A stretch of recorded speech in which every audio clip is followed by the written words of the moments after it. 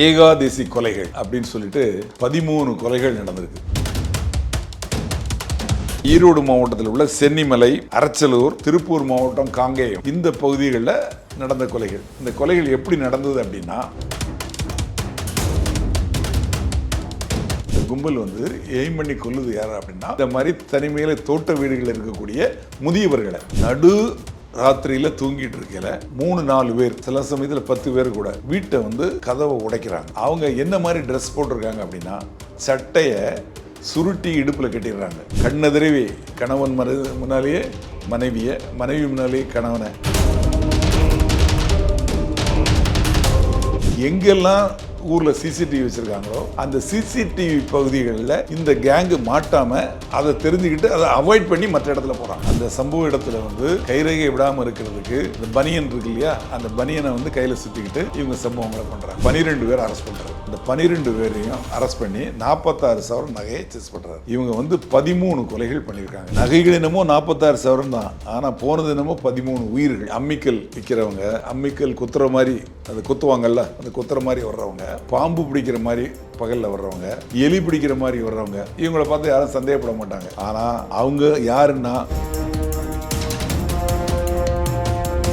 வணக்கம் சார், ஏகாதசி கொலைகள் அப்படின்னு சொல்லிட்டு 13 கொலைகள் நடந்திருக்கு. இல்லை, ஏகாதசிங்கிறது ஒவ்வொரு மாதத்திலும் வரக்கூடிய ஒரு நாள். ஏகாதசிங்கிறது ஒரு நாள். அந்த ஏகாதசி அப்படிங்கிற அந்த நாளில் நடந்த கொலைகள் இது. கிட்டத்தட்ட அந்த ஏகாதசி அன்னைக்கோ அதுக்கு முதல் நாளோ அதை ஒட்டியோ பின்னாலோ நடந்த, அதாவது இருட்டான நாள். அந்த இருட்டான நடந்த நாளில் நடந்த கொலைகள் 2020 முதல் 2023 வரை கிட்டத்தட்ட 4 ஆண்டுகள், 20, 21, 22, 23.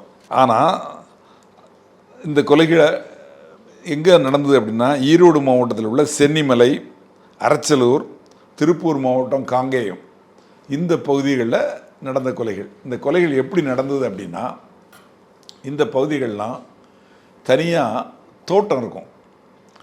அந்த தோட்டத்துக்குள்ளே சென்றாக வீடு கட்டியிருப்பாங்க. அதாவது பண்ணை வீடுன்னு சொல்லுவாங்க இல்லையா, அந்த மாதிரி சுற்றி விவசாயம் பண்ணியிருப்பாங்க. சென்ட்ரா தோட்டம் இருக்கும், அதில் ஒரு வீடு கட்டியிருப்பாங்க. பொதுவாக யார் மாதிரி அங்கே இருப்பாங்க அப்படின்னா, அந்த மாதிரி வீடு கட்டி இருக்கிறவங்க ஓய்வு பெற்றவங்க, அரசு வேலையில் இருந்து ரிட்டையர்ட் ஆகிட்டு தனியாக போய் நம்ம மேலே இருக்கலாம். 7 நாள் சிட்டியில் இருந்தோம், பல்வேறு ஊர்களில் மாறி மாறி இருந்தோம், இனிமேல் ஒரு இயற்கையான சூழ்நிலையில் நிம்மதியான வாழ்க்கையை கழிக்கலாம். இந்த 60 வயசுக்கு மேலே இருக்கக்கூடிய கொஞ்ச காலத்தை தன்னோட மனைவியோட நிம்மதியாக கழிக்கலாம். குழந்தைகள்லாம் பெரியவங்களாகி அவங்களுக்கெல்லாம் கல்யாணம் ஆகி அங்கே எங்கேயோ வேலையில் இருப்பாங்க.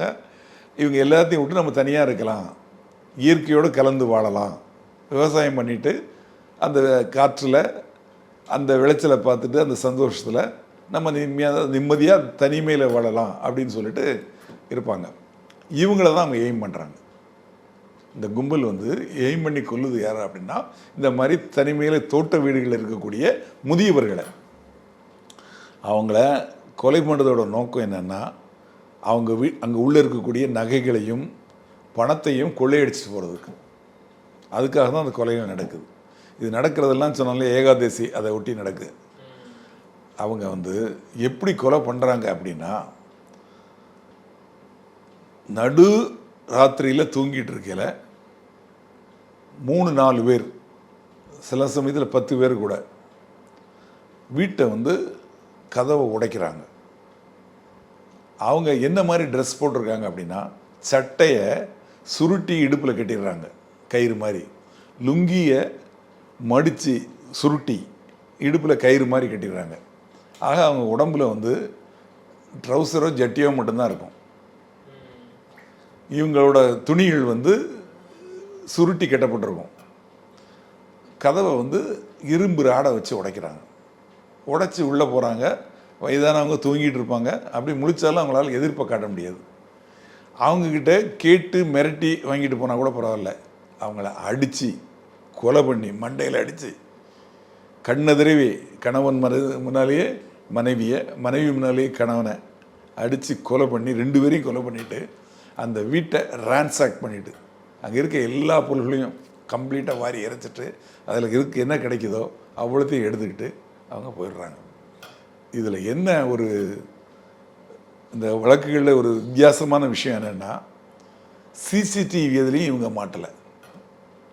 எங்கெல்லாம் ஊரில் சிசிடிவி வச்சுருக்காங்களோ அந்த சிசிடிவி பகுதிகளில் இந்த கேங்கு மாட்டாமல் அதை தெரிஞ்சுக்கிட்டு அதை அவாய்ட் பண்ணி மற்ற இடத்துல போகிறாங்க. மெயின் ரோட்டில் வந்து சிசிடிவி தெரியுங்கனால வர்றதும் போகிறதும் இந்த மெயின் ரோட்டில் வர்றது கிடையாது. இந்த சிசிடிவி இல்லாத பகுதிகளில் தான் வந்திருக்காங்க. இன்னொரு விஷயம், அந்த சம்பவ இடங்களில் கைரேகை விடுறது கிடையாது. சார், அப்போ 10 பேரும் 11 பேரும் ஒண்ணா மீட் பண்றாங்கன்னா தொலைபேசி மொபைல்ல கனெக்ட் ஆயிருப்பாங்களே சார், அப்போ மொபைல் யூஸ் பண்ணியிருப்பாங்கல்ல? ஆமாம், அதான் சொல்ல வரேன். இவங்க வந்து அந்த சம்பவ இடத்துல வந்து கைரேகை விடாமல் இருக்கிறதுக்கு இந்த பனியன் இருக்கு இல்லையா, அந்த பனியனை வந்து கையில் சுற்றிக்கிட்டு இவங்க சம்பவங்களை பண்ணுறாங்க. எந்த இடத்துலையும் இவங்களோட கைரேகை கிடைக்கல. சிசிடிவியில் இவங்க எங்கேயும் மாட்டலை. இப்போ ஒரு சம்பவம் ஒரு இடத்துல நடந்திருக்குன்னா இதுலேருந்து அப்படியே ஒரு 5 கிலோமீட்டர் இந்த பக்கம் 5 கிலோமீட்டர் சிசிடிவி ஒன் பை ஒன்னாக அப்படியே நோட் பண்ணுவாங்க, போலீஸ் செக் பண்ணுவாங்க. அந்த இதில் அந்த சம்பவம் நடந்த இடத்து பக்கத்தில் உள்ள சிசிடிவியில் இந்த மாதிரி யாருமே போன மாதிரி தெரியல. அதுக்கப்புறம் இவங்க விசாரிக்கிறாங்க.